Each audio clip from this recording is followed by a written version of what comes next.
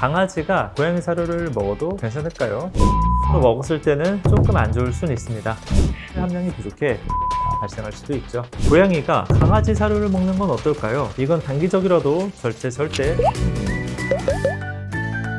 안녕하세요 여러분, 바네입니다. 어느 날 바네 인스타그램으로 이런 DM이 도착했어요. 강아지 사료인 줄 알고 사서 먹였는데 알고 보니 고양이 사료였어요. 저희 아이 괜찮을까요? 생각보다 많은 보호자님들이 한 번쯤 겪는 실수인데요. 요즘은 패키지가 정말 하도 비슷하게 생긴 사료가 많아서 더 헷갈리죠. 자, 여러분, 강아지가 고양이 사료를 먹어도 괜찮을까요? 반대의 경우는 어떨까요? 여러분 어떻게 생각하세요? 오늘은 그 정답과 함께 강아지와 고양이 사료는 무엇이 다르고 왜 구분해야 하는지 그 이유를 함께 알아보겠습니다.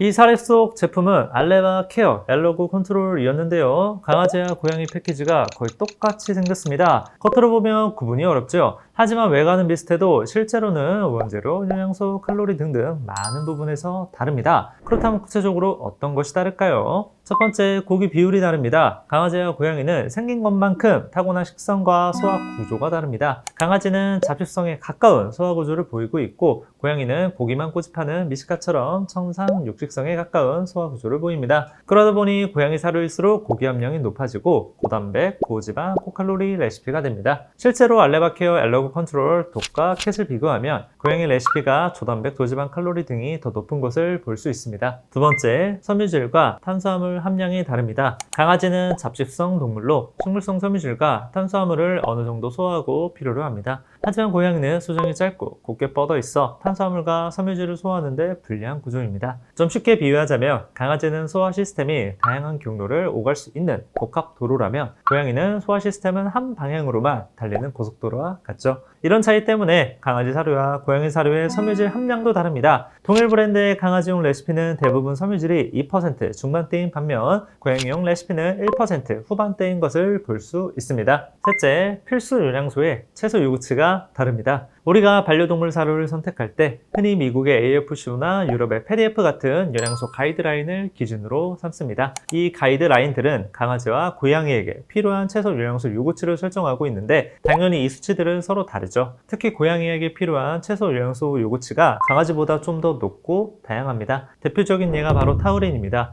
요즘에는 강아지 사료에도 타우린을 포함하는 경우가 좀 많지만 공식적으로는 아직까지 고양이 페푸드에만 필수 영양소로 요구되는 영양소입니다.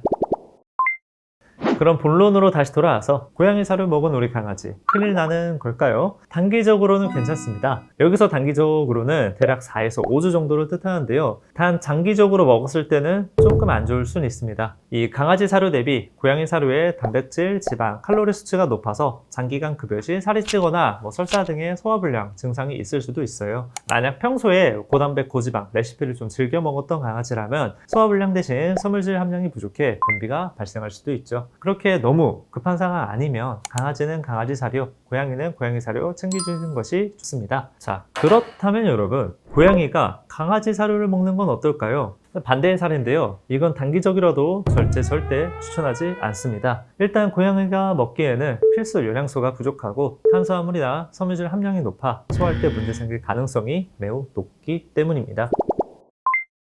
자, 그러면 다른 습식, 간식, 영양제는 어떨까요? 먼저 주식용 습식은 대부분 이 강아지와 고양이를 구분해 있죠. 그렇기 때문에 이건 좀 제외할게요. 간식용 습식을 보겠습니다. 이 간식용 습식은 이 단기 급여 정도는 큰 문제 없이 급여 가능합니다. 다만 설계 단계에서 이 강아지와 고양이의 소화 구조를 반영해서 좀 만들기 때문에 근본적으로 차이가 있습니다. 가능하면 전용 제품을 급여하는 것이 가장 안전하겠죠. 일반 간식도 좀 차이가 있긴 한데 사실 이런 동결건조 육류나 어류 간식은 강아지, 고양이 공용으로 편하게 먹어도 됩니다. 다음, 고구마 같이 탄수화물 함량이 높은 단일 원재료 곡물 간식은 고양이에게 추천하지 않습니다. 이런 곡물 간식은 애초에 신체 구조상 소화를 잘 못합니다. 또한 뼈 간식이 있는데요. 이 뼈 간식은 강아지와 고양이 둘 다 위험해서 절대 추천하지 않아요. 마지막으로 영양제는 이 오메가3, 황산화제, 유산균 같은 건 공용으로 먹어도 크게 지장이 없어요. 다만 병원에서 처방하는 처방량은 절대로 혼용하면 안 되니까 꼭 수의사 선생님 처방 받고 아이 종과 상태에 맞는 약만 급여해 주세요.